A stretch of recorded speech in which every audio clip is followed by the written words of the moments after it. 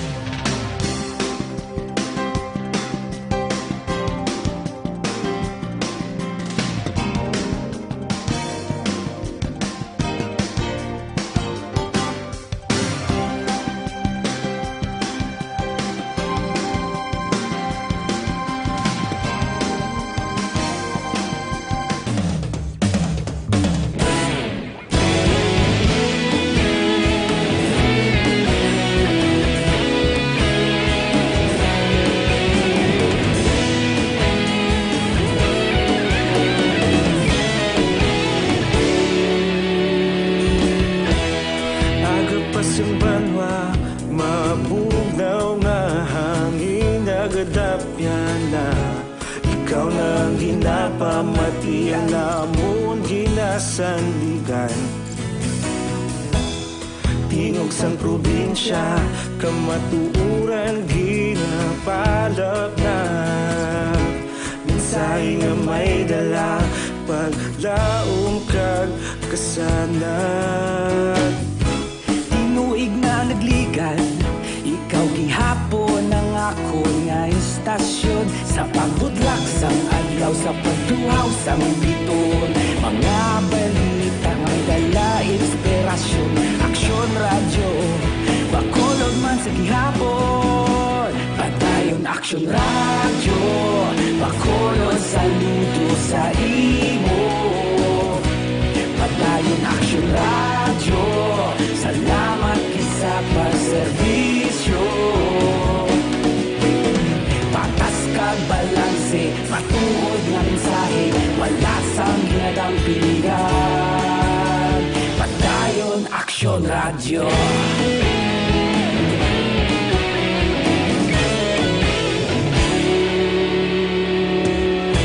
Bacolod nun kag Negros anon inyong pamatian.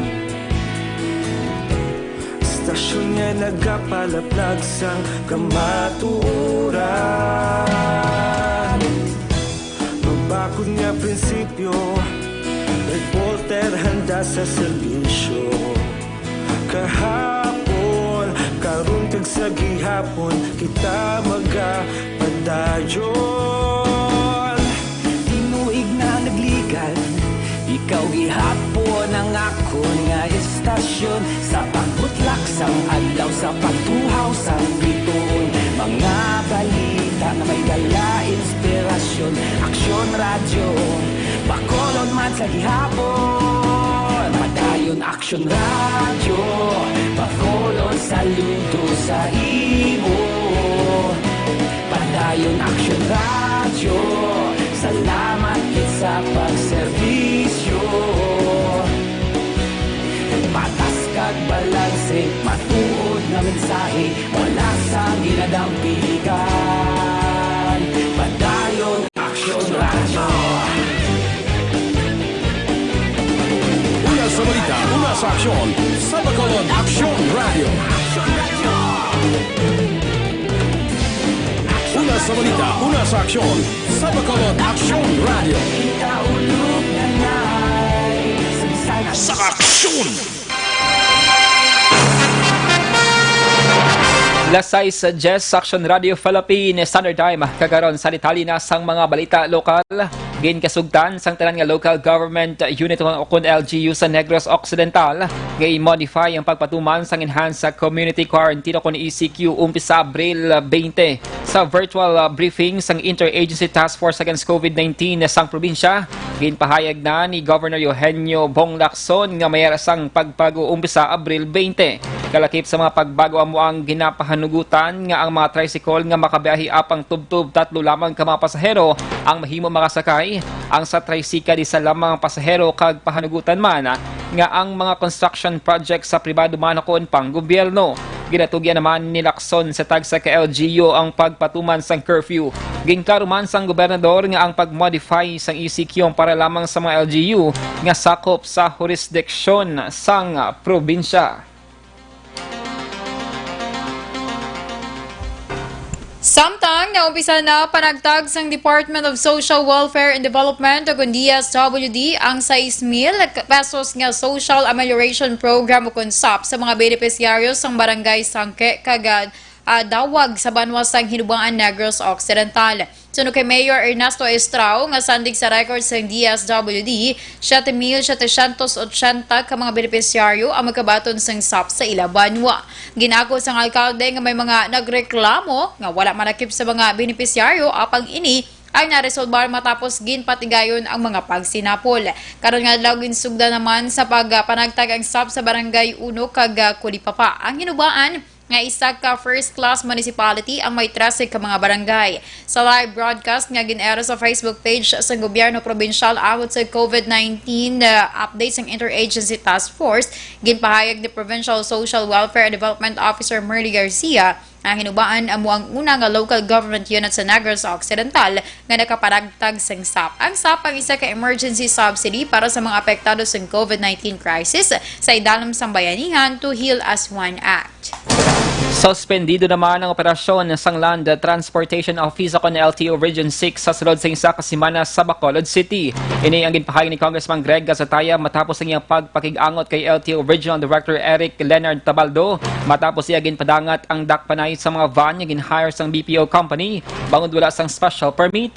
Sulo kay Gazataya nag-commit sa iya si Tabaldo nga epektibo subong adlaw Abril 15. Suspendido ang ila sining operasyon sa Bacolod sing sa semana kaghatagan man sang nagakaigo nga tion ang mga operator para magproseso sang ila special permit sa LTFRB Region 6. Sa consultative meeting kaina sing aga nga ginpatawag ni Vice Mayor Alcide Familiarana, ginpahayag sing sa katiglawas sang BPO company nga may mga empleyado sila nga nagabusong kag PWD nga naglakat pauli sila mga balay matapos gindakop ang ila ginsakyan nga van. Ginklaro naman ni Attorney Alan Sacramento, ang operations chief sang LTO 6, wala nila gina-single out ang mga salakyan nga ginausa sang BPO, kundi may pila naman ka mga jeep kag tricycle ang nadakpan bangod makabig sila nga kolorum. Kasunod nga suspendido ang tanan nga prangkisa sa idalom sang enhanced community quarantine. Suno kay Sacramento para manginigalang operasyon sa mga salakyan nga may prangkisa, dapat mayara sila sang special permit gikan sa LTFRB kag pwede sila maka-apply pagi sa pag-email sa ltfrbregion6@gmail.com. Nagpangayo naman sang pasaylo si Sacramento sa mga BPO sa inconvenience sang ila sini nga operasyon. Doon na kasi dulain ng sang aga, nagpumit sa akon si Regional Director Eric. Mauntat sila effective kaina pagpanako and mahatag sila 1 week for the vehicle for hire nga magkuha sang special permit. Dapat yan si Congressman Greg Gasataya. Ginpahayag ni Congressman Greg Gasataya nga nagpasiguro sa iya si LTF Army Regional Director Richard Osmeña nga iproseso ang mga application sa mga operator nga magkuha sang special permit. Sa idalom sa Enhanced Community Quarantine, ang mga BPO company ang nagkuha sang van nga amo ang magaserbe nga transportasyon sa mga call center agents. Unang ginpahayag sang LTO Region 6 nga kinahanglan ang van ang mayara sang prangkisa kag special permit para legal ang ilang nga pag-operar sa Bacolod. Sunod kay Gasataya, ginhambalan siya ni Osmeña nga sa tion nga mag-apply ang operator sang special permit, ang LTFRB ang magaproseso sini sa sulod sa 24 oras. Dugang pa ni Gasataya, iya naging palambot sa mga BPO kag iban pa nga mga transport providers ang ilagin istoryahan ni Osmeña.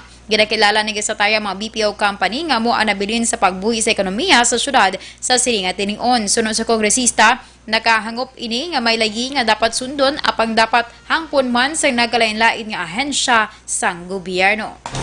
Sa dugang pang balita lokal, nagpatigayo na sa bidding ang National Food Authority o NFA sa matagiya sang Arosera nga interesado sa paggaling sang masobra sa kamilyon kabag sa konsako sa humay nga mo ang natalana nga pagagamiton bilang food assistance sa nagkalinlain nga LGU sa bugos nga rehiyon bangod sang krisis nga ginadulot sang COVID-19. Suno kay Negros Occidental NFA Manager Josephine Venus Castillo, apisar nga wala sang ginhimo nga commitment ang regional office sa dugang supply sang bugas nga iya gin-request para sa probinsya kag sa syudad sa Bacolod. Kampante ni nga makabatan man sa lokasyon ng iya talatapan. Suno kay Castillo, isa man sang ila ginakabalakan sa karon amo ang posible at trasado nga pagaling sang humay bangod sa ginapatuman nga enhanced community quarantine sa diin ang pila ka mga arosera ang nawad-an man sang trabahante. Ginkompirmar man sini nga mayara pa sa karon sang pending nga request sa iya talatapan ang pila ka mga LGU kag mga kongresista nga iya ginatinguan nga mahatagan sang nakaigo nga supply sa palaabuton. Nagdubo sa 26% ang mga kaso sa 8 focus crimes sa sulod sang 2 ka semana humalin sa ginpatuman ang enhanced community quarantine sa Negros Occidental. Suno kay Police Major Edison Garcia, ang Negros Occidental Police Provincial Spokesperson, dako ang pagnubo sa kaso sa murder cases sa 40%, samtang 25 naman ang ginubo sa physical injuries sa tuong Marso 30 tubtob Abril 12. Dugang pa ni Garcia, ang 8 focus crimes ginalakipan sa murder, homicide, rape, physical injury, robbery, theft, carnapping of motor vehicles and motorcycles. Palayag pa ni Garcia, wala sang kaso nga rape, kag isagid lamang ka kaso sang pagmangawat ang nadokumento. Kinpahayag naman ni Garcia nga nagnubo man ang vehicular accidents sa 77%, humalin sa ginpatuman ang travel restrictions bangod sa implementasyon sang ECQ. Una sa balita, una sa aksyon. Lasay sa 17 Aksyon Radio Philippine Standard Time para sa complete nga management sa inyong liver detox sa mag-DTX 500 capsule sa kada adlaw. Ang DTX 500 ang may detoxifying compounds nga nagatindo sang atong dugo kagatay. Ini man ang mayara sang active ingredients sa phytochemicals kag antioxidants sa pangontra sa liver inflammation, cirrhosis ug cancer. Para sa healthy nga liver, make sure to stay active, healthy kag fit. Mag-DTX 500 capsule sa kada adlaw. Ang produkto nga DTX 500 ang pwede na ma-order online kag ma-deliver sa inyo mga balay. Magbisita lamang sa www.kalusuganyan.ph or pwede man i-check ang Kalusugan Yan Facebook page. Detalye sa mga nagapanguna nga balita nasyonal pagkatapos gid lamang sini.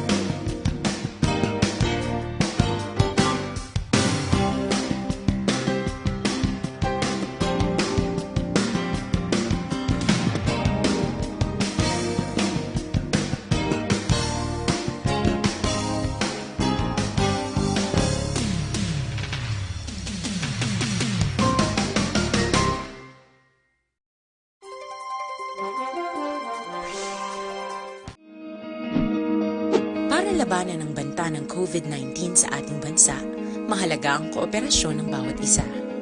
Ang pananatili sa loob ng bahay ay isa sa pinakasimple pero pinaka-epektibong paraan para hindi kumalat ang virus. Kunwari, ikaw ang tuldok na ito. Malusog ka at malakas. Lumabas ka ng bahay. Ang hindi mo alam, may nakasalamuha ka ng may COVID-19. Tandaan, mahirap malaman kung sino ang may virus, pero madali itong maipasa sa iba. Pwedeng naipasa na pala niya ang virus sa iyo nung umubo siya, o bumahin. O baka naman ay nahawa na dahil humawa kayo sa parehong bagay na kontaminado. Ngayon ay mayroon ka na ring COVID-19. Isa ka ng carrier na makakahawa sa iba. Dahil maaaring ilang araw pa bago lumitaw ang sintomas na ubo, sipon, hirap sa paghinga at lagnat. Pwede ring wala kang nararamdamang sintomas, ngunit nakakahawa ka pa rin. Pag-uwi mo sa bahay, maaari mong mahawahan ang iyong pamilya. Kasama na rito ang lolo at lola mo o ang mga magulang mo na may edad. Sila ang Una sa aksyon!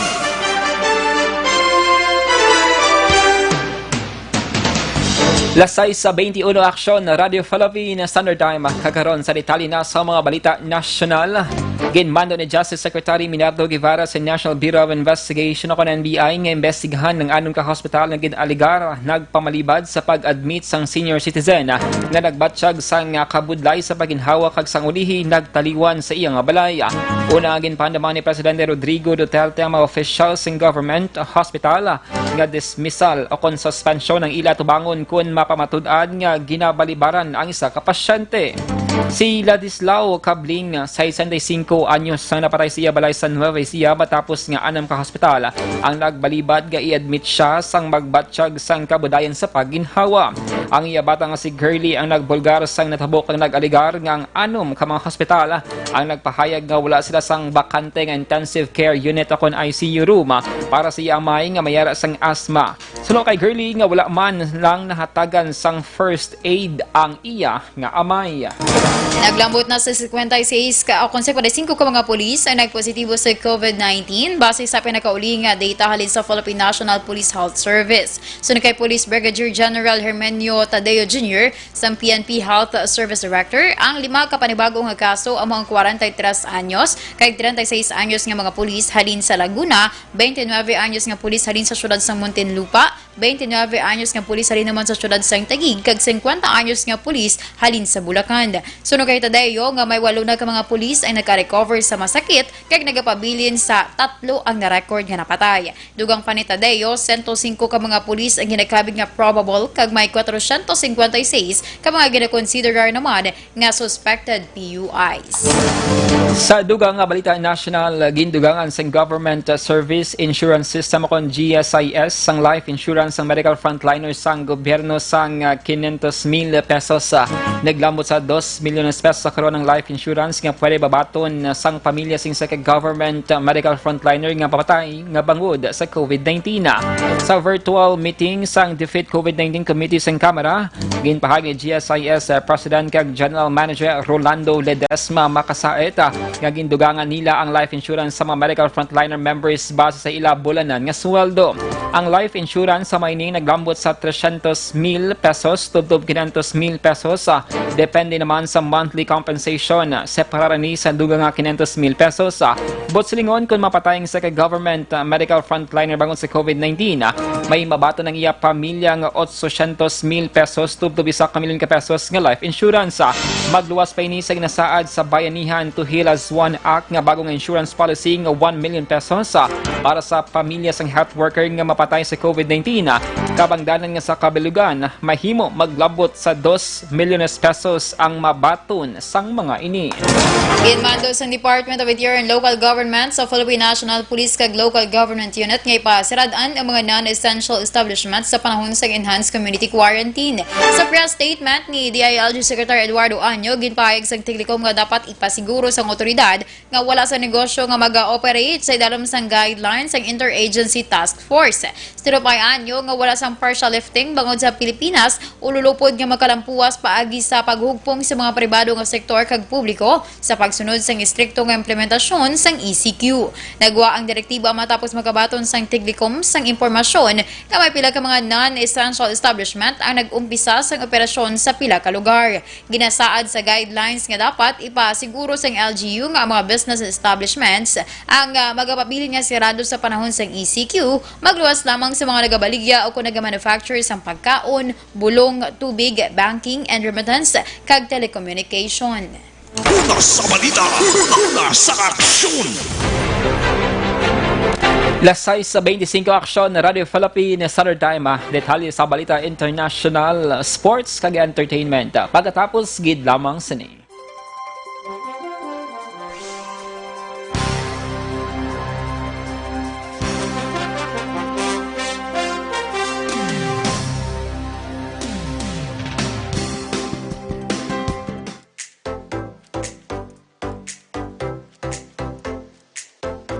Mga ka-aksyon, madamos ang nagpalaylay ng pamaagi at protektahan ang imong kaugalingon batok sa novel coronavirus 2018 o ng COVID-19. Isa sa mga pinaka-importante ang regular, safe, and effective hand hygiene gamit ang habon kag tubig o ng alcohol-based hand rub. Yan ang proseso sa paghugas ng gamot na rekomendado sa World Health Organization.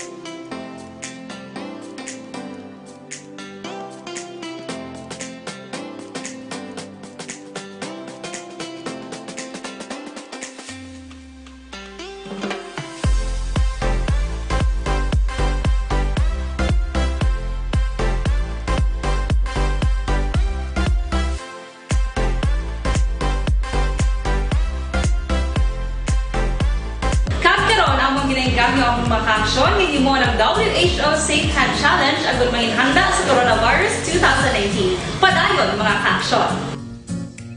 Aksyon! Radio!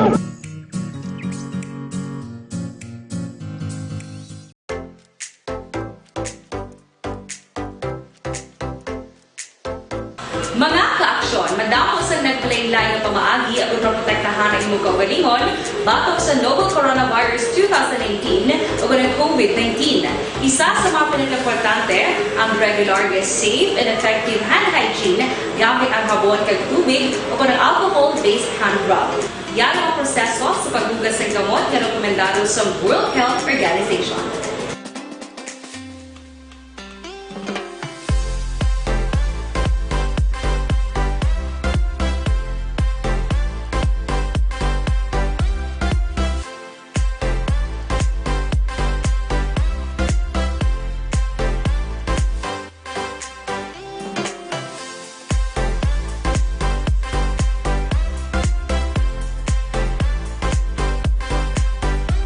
Tag sa aton balita international, nakarecord ang China sa pagnubo sa panibagong kaso sa COVID-19. Ang China ang nakarecord sa karon sa 46 ka mga kumpirmado nga kaso suno sa National Health Commission. Sa bagong kaso, 36 diri ka mga travelers ang narakip sa record samtang ang napulo nga nabilin ang bag-o nga locally transmitted infection sa diin 8 ang narecord sa Heilongjiang province kag 2 naman sa Southern Guangdong province. Ang northeastern na province sang Heilongjiang ang nangin frontline sa pagpag-away sa China agud nga mapalayo ang nakabig mga imported cases matapos nga ang mga infected nga Chinese national ang nagbalik sa pungsod halin sa Russia.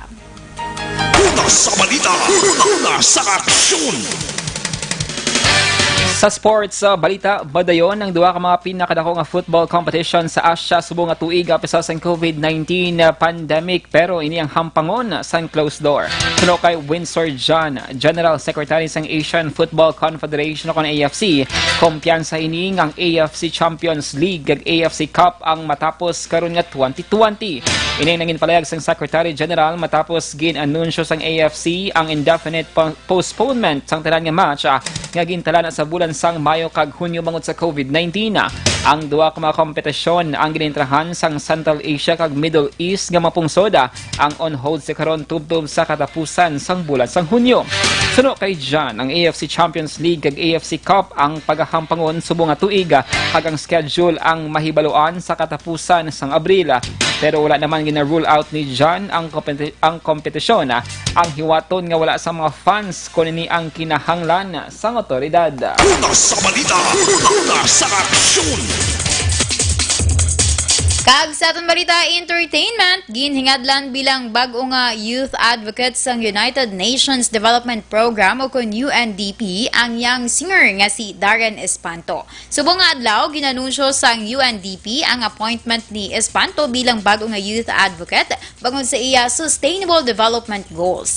Suno sa UNDP, gina-recognize ini ang mga potensyal nga mga kabataan bilang agent of change. Sa pagbaton sang panibagong nga obligasyon, ginpahayag naman ni Espanto nga isa ini ka honor para sa iya nga mangin parte sa UNDP Philippines kag nagalaom nga magaserbisyo sa panahon subong nga COVID-19 pandemic. Una sa balita, una sa aksyon.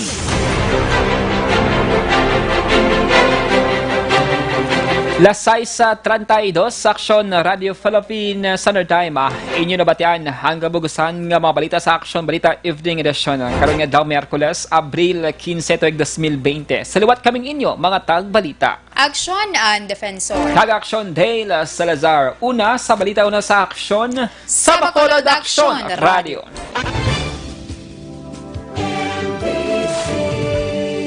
Manila Broadcasting Company. Sa balita, komentaryo, isyu,